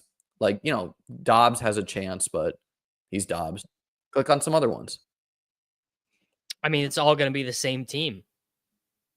So it's Hollywood out. Dobbs. The same team. Dobbs again. Shaheed out. QJ. If this QJ's is what not it takes, to continue to run pure. So yeah. I mean, look, if this is what it takes to win this year, then I am ineligible to win, and that is just fine by me. It's just like whatever. It is what it is. I was never going to win a best ball season where the key to winning was drafting wide receivers who don't score points. Well, this is what's advancing, bro. That's not what wins. So I don't know why you think you can't win when. You got to get one in the finals and run pure. Like that's really, I guess that is the name of the game. But the easiest that's how way, you win. It's the not easiest advanced. way to get one the easiest way to get one in the finals is to have a bunch of teams get there. Like mathematical expectation would have FB Wizard, assuming that everything's average, showing up with this amount of teams, which is how many teams is it? Like 80? 82, I think. Yeah, I think on average he'll get like 1.3 teams to the finals. And that's assuming that you're like, your exposures are balanced. That's not the case here, right? This is he will have 25 teams in the finals, or he will have 0 teams in the semifinals. Like that's like, I don't think this is a great. I tell you what, that is a trade that I would make. It doesn't improve your win equity though. Showing up with the same team in the finals, like it's gonna feel really good if you could ever have a year where you go like 2nd, 3rd, 4th, 5th, like. But that it does increase your win equity just because you have more teams there. That having more teams, yes, but duping yourself, no. You don't want to literally dupe yourself with many of the same players, right? Like, so him like varying some of his later, like going narrow on Derrick Henry, Kamara, that's fine. But he should have been varying his later round selections so that he can show up with a different contexture rather than hammering Jelani Woods, hammering, the same late round picks where it's just very, very narrow. Sure. I'm not hating on the Wiz. I don't know the Wiz, right? Like I don't hate this man or like this man. Yeah, I'm sure he feels very good about where he's at. I would trade portfolios with him in a moment. Hell yeah, you would feel good about advancing 80 teams. Looking at these individual teams, like a Tua Janu, Daniel Jones, Wandale, Russell Wilson uncorrelated team would not have been in my top million options of a team. I could have never drafted this specific team. There's nothing that could have happened to me in the last 8 months of my life that could have got me to draft everything's this team. correlated. He does have 3 stacks here. Who's with Russ? Oh, Pickens. Yeah. No, but like what is unnecessary is to show up on every team with Wandale, Mims, where you should just like, my advice to anyone trying to take down this insane contest is what Wizard did here is what other people have done in the past, where they have like a core group of guys, right? But ideally, when you have a core group of guys and you're right on that core, you want to vary what you bring with that core, right? You want the core to get you to the playoffs, and then you want to have a bunch of different combinations for, trying to just get one to win you week 17. You don't want to have the core and then also have the same core in the late round. So inherently you're just not like, yeah, that's the Jacquard tree stuff from Legendary Upside. It's like, sure, if you it's like, it's the same thing hit him with the gritty did, just like more successful and maybe less. All right, so here's a good example. Mathology is advancing only 22 teams. So his highest scoring team. So sick to be showing one, right? Yeah, very sick. So he's got Hurts and Barkley. He's got I would take my teams, but he's got Jaden Daniels and Zach Ertz. His only real zero is Johnny Wilson, and even he technically is alive. Like Johnny Wilson is technically alive. So let's just go click on one of his other random advancing teams. Literally 0 overlap in players. Does not have. Well, yeah, Josh Downs on both teams, and this is a Rushy Rice team. But anyone who drafted relatively 0 RB and is advancing around 25 teams inherently has a diversified portfolio, because it means you weren't hammering, like Mixon, you weren't hammering Chuba. Otherwise, you'd have more teams, right? So yeah, like me in Mathology. Look, it's a simple process. You just need to draft the league winners. You just need to draft the league winners on every team, but you also need to do it in a diversified way so that you have unique teams. Like, very, very simple. Right. Like, I mean, like Cedric Tillman and Jauan Jennings proves like it is kind of like to point to what I'm trying to say here, where taking that gamble on different potential upside 18th round picks is a lot more valuable than hammering the same guy, unless that guy is like Kyron Williams or Puka Nacua, right? When that guy is Marvin Mims, it's like, okay, you just put all your eggs in one basket. And maybe you thought that guy was Puka, but I don't think it's ideal for trying to win, in my opinion. Yeah. I've had a couple good weekly winners teams, but it does not matter at all. So I've had a couple, like I had like a Goff Gibbs St. Brown team last week, like, but it does not matter. Yeah, this is not true. It's just not in this game. This is best ball is a theory contest, not a player takes contest. If you like player takes, DFS is a better game for player takes. It is a player take contest in some sense. In advancing, not in advancing, not really and like me hammering Chris Carson and Rashad Penny was me player taking the Lions had a bad defense the year I won BBM2, right? So there is player takes within it, but there's just like, I don't know. I personally wouldn't want to 150 the same player take on all my teams. I would want to pretty spread it out. I mean, I basically did player take the same takes. They were just the wrong ones. You did. Yes, you did player take heavier, I think. I don't know what your overall exposure is. So like I just like, this is wrong. Like okay. Stop pulling up these comments. If Alvin Kamara turned his ankle today in practice, Kendre Miller could very easily be the highest scoring fantasy player from weeks 15, 16, and 17. You know, Yes, that is obvious to me, and it's not really worth debating anyone who disagrees that. The interesting thing that has become clear to me in doing all this content has been,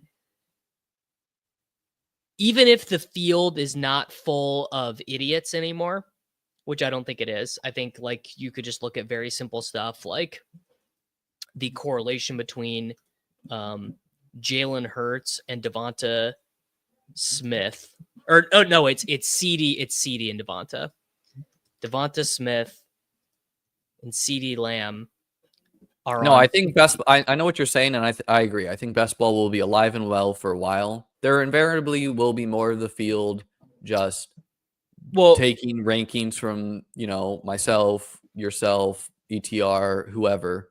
What I'm saying is that people can't help themselves but agreed. be bad. So even if they have the base level data of knowing how to properly play the game, they can't help themselves but learn the wrong lesson and play in an improper way. And I include myself in that. Yeah. It's hard to learn the right lesson. Like a great example of this was the Hollywood Brown thing. When Hollywood Brown injured his shoulder, that should have been like a warrant, like a giant alarm should have started going off in my head that Justin Watson was going to be a starting wide receiver for the Kansas City Chiefs. What happened the last time Justin Watson was a starting wide receiver for the Kansas City Chiefs? They fucking ran the ball a billion times a game, and Mahomes was awful. But I basically pretended like it didn't matter.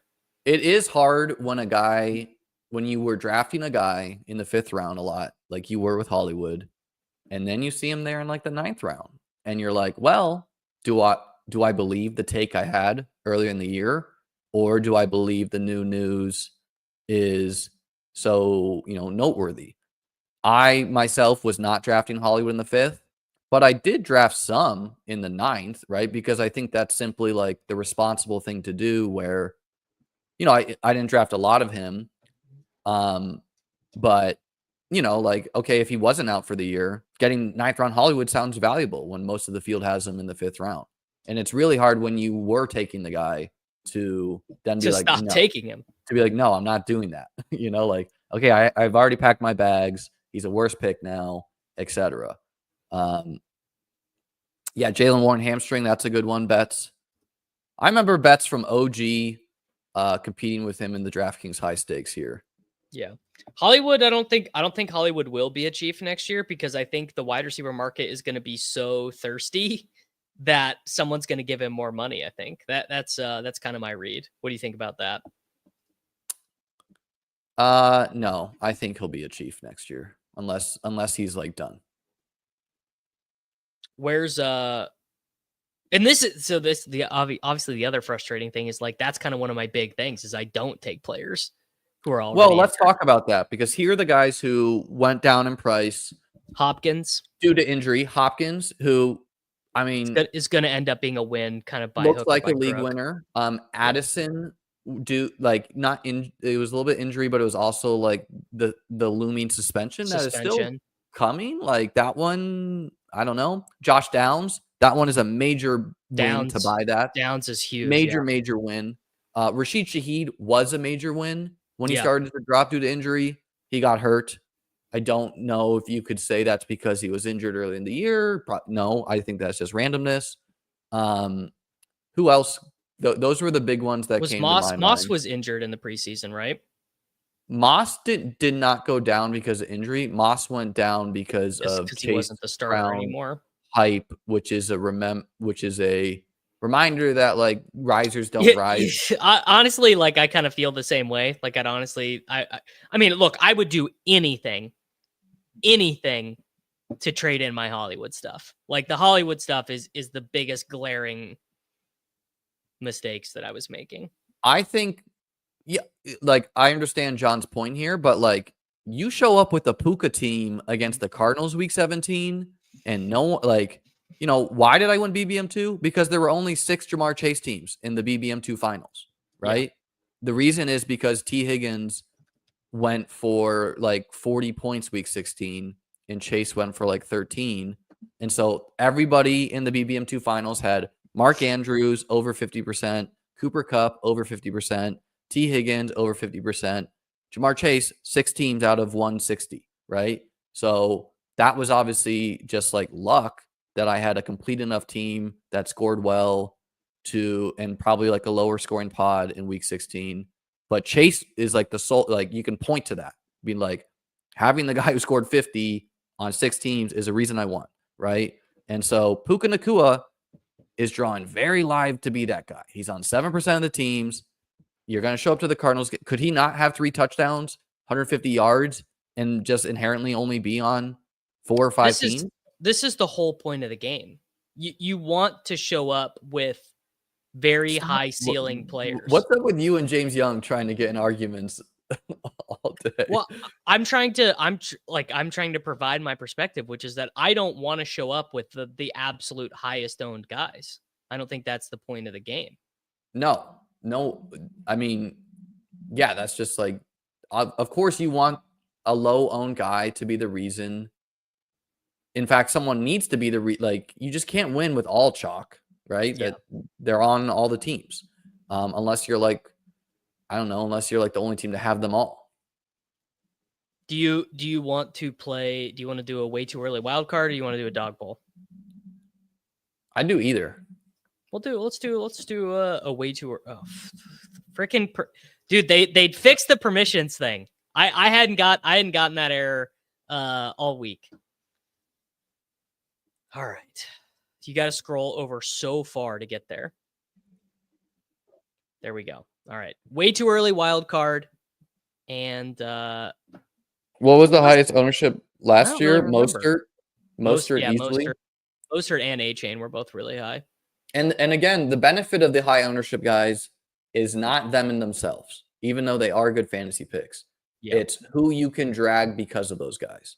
So when you can show up with a Puka Nacua because of them, when you can show up with a Christian McCaffrey because of them, when you can show up with, whatever, Nico Collins because of them. Nico is still the guy I would most want to show up to week 17 with, as far as just like clear smash spot if he's healthy. McCaffrey, dude. McCaffrey. No, like I would much rather have Nico against the Ravens than McCaffrey against the Lions. McCaffrey good, but as far as like hitting 40 points and winning you the contest, I feel very good about Nico's chances there. Sure. All right. Well, are we taking Josh Nico? Allen at? I got 4 Nico teams. This is 4 Nico teams that are live. I have 4 that are advancing and 1 or 2 in the mix. This is my first time looking at the ADPs. Gonna have rankings up today or tomorrow. Contest is almost full, brother. Well, for the bigger ones, these are the little appetizers. Let's see what the field's doing here. So, I mean, Lions drawing very likely to get the bye. It is 2 out of 6 advance, though. Yeah, I think we rip Josh, right? Yeah, I take Josh here. You either take Josh, or you set up Lamar and Flowers, or Lamar and AJ Brown, or Hurts and AJ Brown. Yeah, I kind of think that's the move at the turn, basically. Well, in your dream when you draft the Bills is that they don't get the 1 seed, yet they make the Super Bowl. Correct. Yeah, I mean that's the Bills and the Eagles are like the 2 best teams in the contest. I would take AJ Brown. Yeah, like I think Josh and AJ Brown is a pretty nutted start. It is. That is probably. Obviously, the interesting thing with them is that you can also take Montgomery, because Montgomery would have been the other guy. The great thing about the Bills is that you can basically select their starters the entire way because of the way their team is structured. You don't always get Cook, but then you can go Cooper, Shakir, Kincaid. You could take Ray Davis, Chai Johnson. Never gets Curtis selected. Samuel, man. Curtis Samuel is looking healthy from turf toe. Like that is very significant. Like he's like no longer a pure zero. Like scored 18 points last week. Correct. Yeah, I like Ty Johnson as a scroll pick. Liam, I'm gonna end up with a lot of Bills in this contest. Probably maybe even more Bills than Chiefs, because I like the Lions a shit ton. I just feel like the Lions are the team of destiny, and the Chiefs are a bad pairing with the Lions Bills, because they, baby. We're getting that. Yeah, and so when you draft the Lions, what's your preferred strategy when you think you're drafting one seeds? Do you try to add the thin Khalif Raymond to try to win this, Yeah, to win every all the time. money, Every time. or Yeah. are you trying to get an advance rate guy who gets bounces in the, like a Puka Nakua or whatever? Never. I'm the advance rate guy 0% of the time. Yeah, I think the payouts really incentivize you to try to win. No, and then we get Cook Cook anyway. is a gift here. Yeah, he's a huge gift. And So then the issue you run into with these Bills teams, well, show me the board. Show me the board. I want to see something. the issue with these Bills teams is that we are very, very live for a chop. The first place teams last year were a chop. I mean, the ADPs are just wrong. Like, Amari Cooper should not be going ahead of Khalil Shakir. Khalil Shakir is like, well, half point PPR does Shakir have a touchdown this year? I mean, Amari Cooper just won 2 for 55, right? And has a cast on his wrist. He can have a huge game. He's much more likely to generate a difference-making score in half point PPR. I think ADP is correct there. I think I would take Shakir here, and especially if you're worried. Like, what is Shakir's ADP? Shakir, I mean, I wouldn't take Shakir if we can get him in the next pick, but we should be able to. This is a good spot to take Laporta, actually. Whoa. Oh, so you're trying to play both? Yeah, because we're gonna take 5 Bills. I would have taken Goddard. Or 4 Bills. Sure. Well, no, I think when you don't have the quarterback and you've got an early round quarterback, I think you can, but this is not. You could probably mix it. This isn't win maxing. This is literally advance rate maxing, where you're taking a guy. This is providing multiple outs on the same team. Yes, you are covering for more Super Bowls, but that's inherently meaning that you are not maximizing for, like, if the Eagles make the Super Bowl, you will regret having Laporta if Goddard is over Goddard. Yeah, you will. Sure, but you could obviously you could argue it the other way, which is AJ Brown is the advanced piece, and we're actually building this like the Lions make it. We draft Khalif Raymond in the final round. 100%. I think you should mix, but my general lean is my favorite build is 4-2-2-2. So 4 from the Super Bowl team in one conference, then 2-2-2, all from the opposite conference. Well, and the Bills are a really nice team to do it with, just because you can get. You could literally take 5. You could literally take 5. You could do. No, Chip, I'm definitely not giving you $100 now after you won 50K on the dog app this last week. I'd take Shakir here. Sure. I will have way more Cooper than Shakir.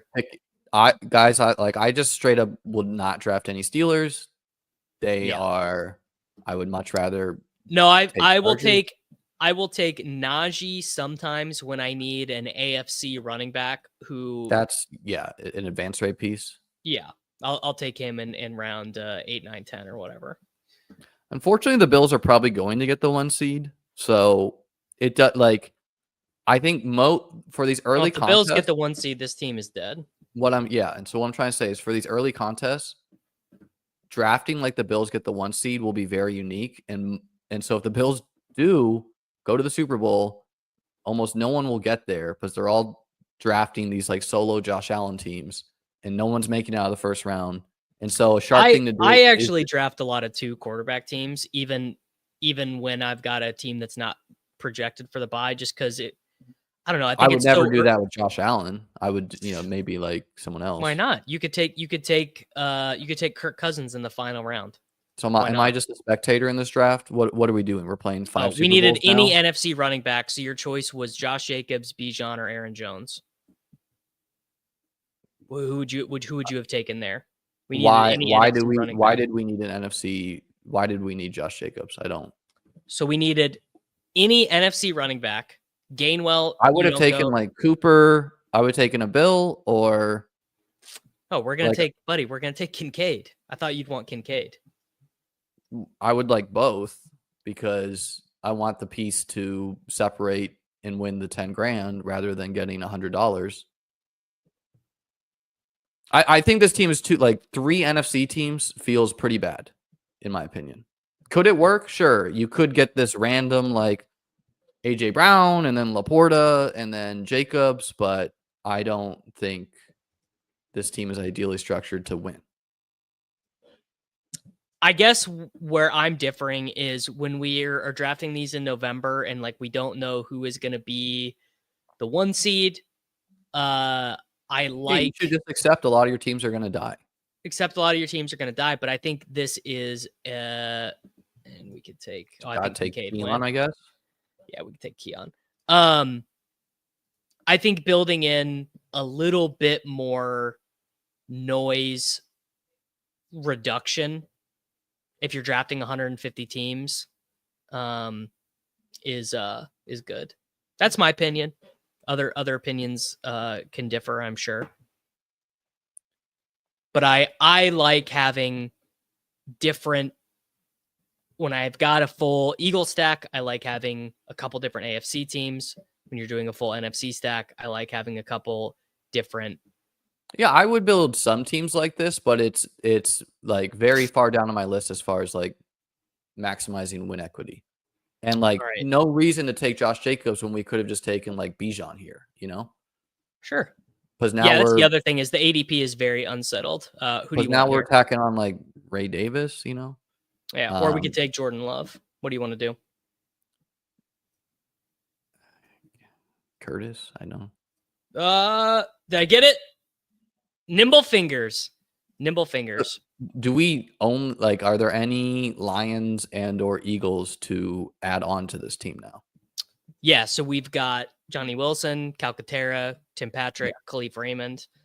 And that's why I think like the worst Gainwell. like the Goddard pick over Laporta, just because the Eagles are, you know, they're such like a narrow team as far as likely guys to contribute you know, points. I guess you like Will Shipley, Kenneth Gainwell.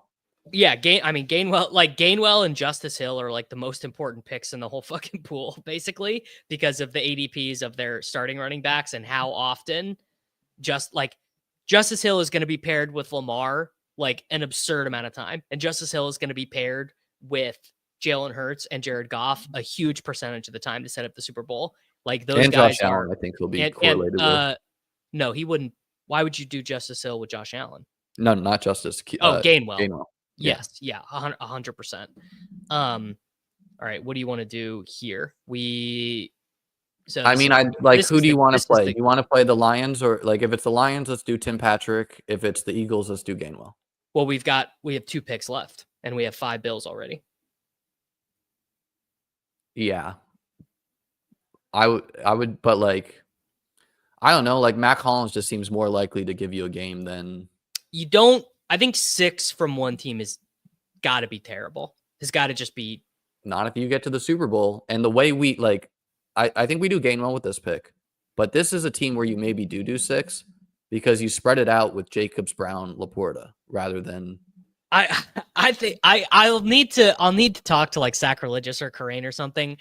I assume 6 has got to be about mathematically the worst thing you could possibly do because the 6th guy's point expectation in any given round is 0.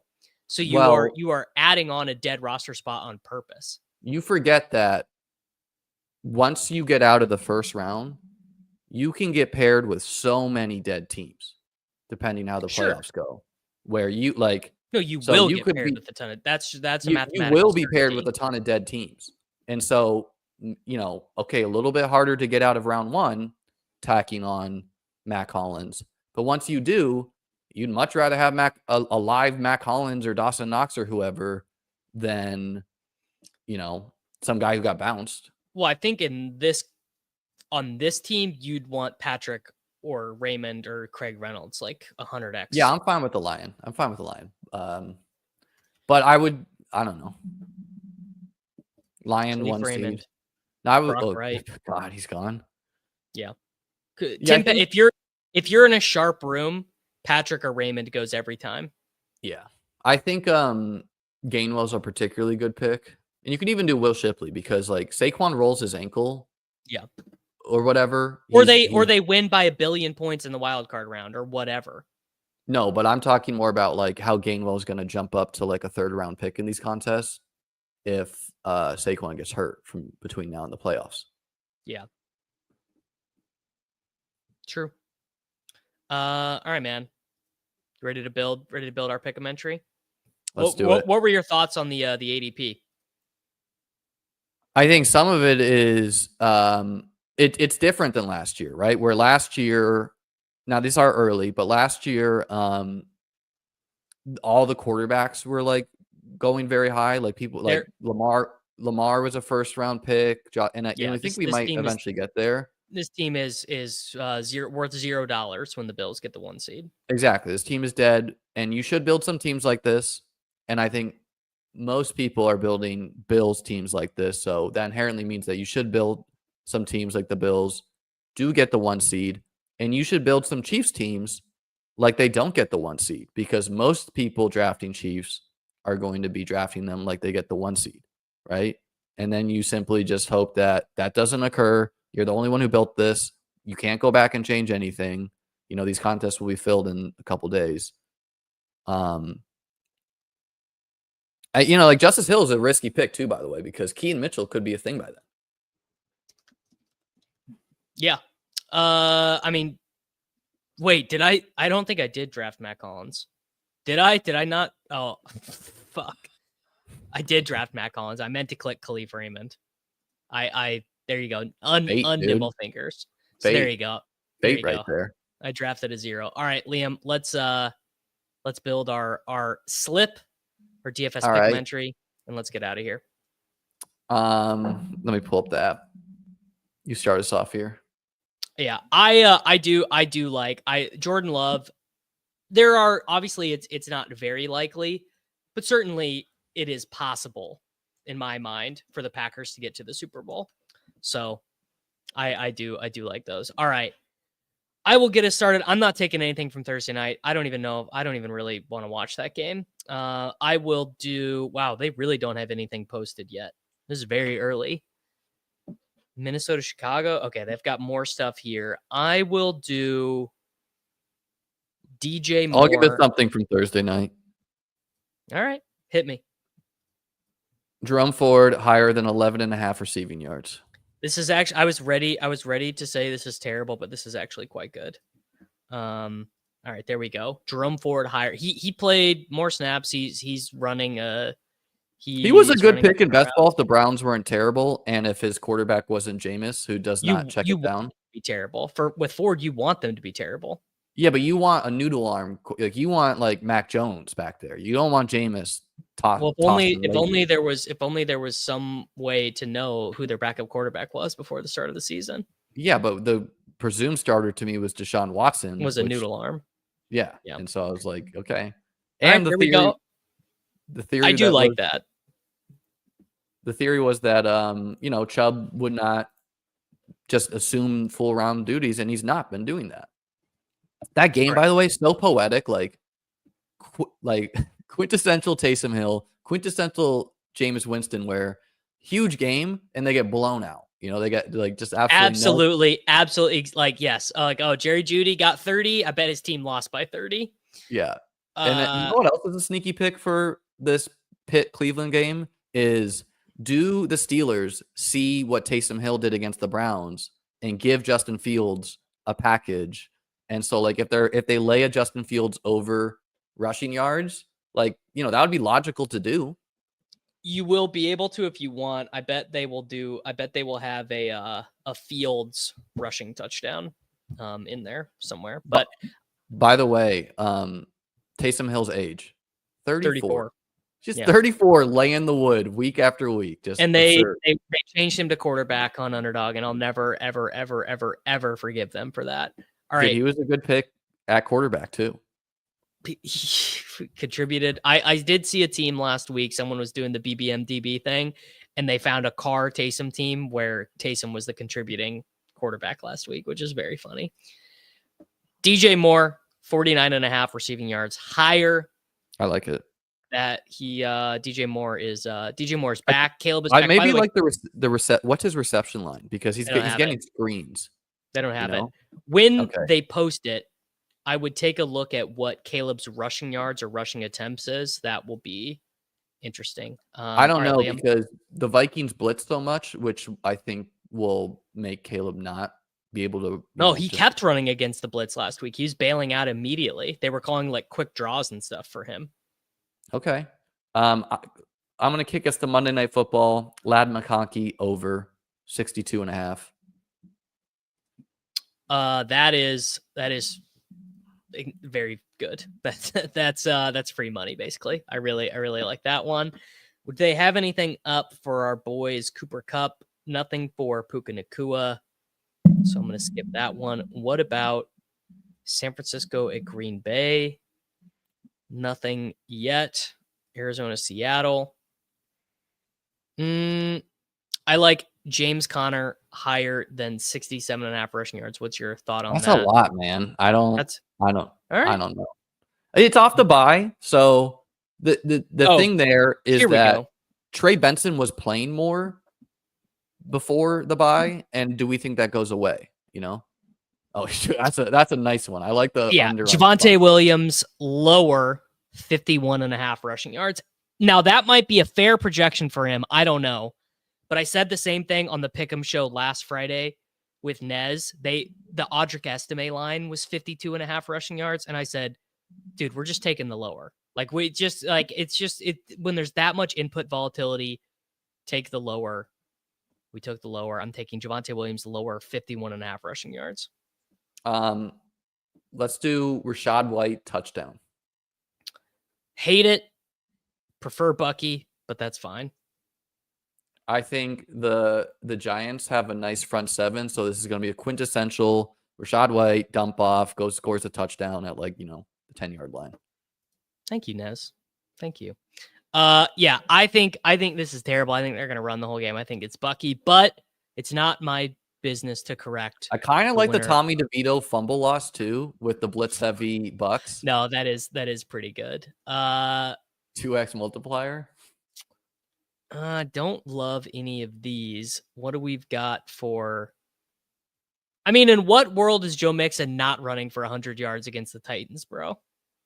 I'm not gonna do it. Defense is no, they're good. I almost want to take the under on Pollard or Ridley. Yeah. Those are pretty juiced, I think. Let's do lower 59.5 rushing yards for Chuba Hubbard. They're gonna activate Brooks, and they're gonna get blown out. Maybe lower Mahomes 240.5 if they're just running the ball. I don't hate that. I'm not gonna do it. I kind of like the Hopkins touchdown too, where I don't think you're getting man heavy Carolina. No, that's a good middle for that game for us. Dallas against Washington. When Brian Robinson Jr. touchdown pops up, go in there. What do you like? What do you think about his rushing yards? Too high? It's a lot of yards.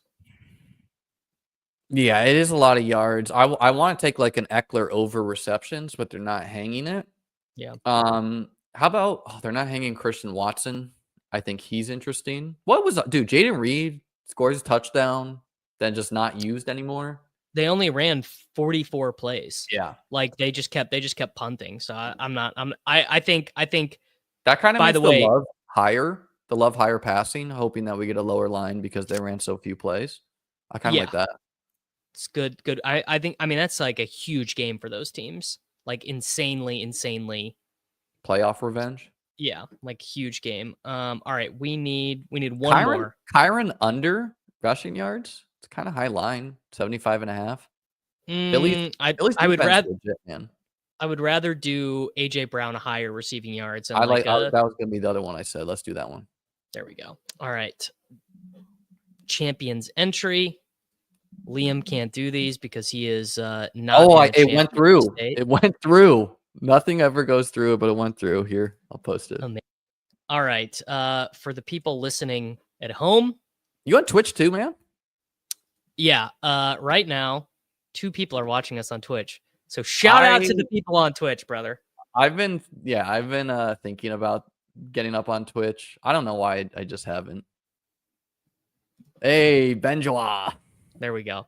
For the audio listeners, we have got Jerome Ford higher 11.5 receiving yards, DJ Moore higher 49.5 receiving yards, Lad McConkey higher 62.5, Javonte Williams lower 51.5 rushing yards, Rashad White to score a touchdown, DeAndre Hopkins to score a touchdown, Jordan Love higher 245.5 passing yards, AJ Brown higher 79.5 receiving yards. All right, Liam, I got to go let my puppy out before we do the BR Sim stream with Nerdy Tenor and Brian Hooper here in a moment. What have you got going on this week for people to tune into? Gonna have playoff rankings on the site by tomorrow, by the latest. And that's really it. Hit the like, hit the subscribe. I'm excited for the best ball playoffs, guys. I'm already over the best ball playoffs, and I have moved on to playoff. Spoken like a man who's coming in 5th in best ball mania. I feel it for you, Davis. From your lips to God's ears, everyone, please like the video. Please leave a comment down below. Please subscribe to Liam's channel. Subscribe to this channel. Subscribe to Liam's chess channel, and go watch the newest episode of the Take Cast with Andrew Wiggins on YouTube. That was a particularly interesting one. I am going to be back in 30 minutes with Nerdy Tenor and Brian Hooper for the Battle Royale Sim stream. I will see you guys all then. It's Short King Summer, dude. It just feels like no one in fantasy sports ever learns anything. Does he mistime it, or is Brock Bowers just a grown man? Brock Bowers is just a grown man. Dare I say, Rich, football might be back. In the words of Lane Johnson, this offense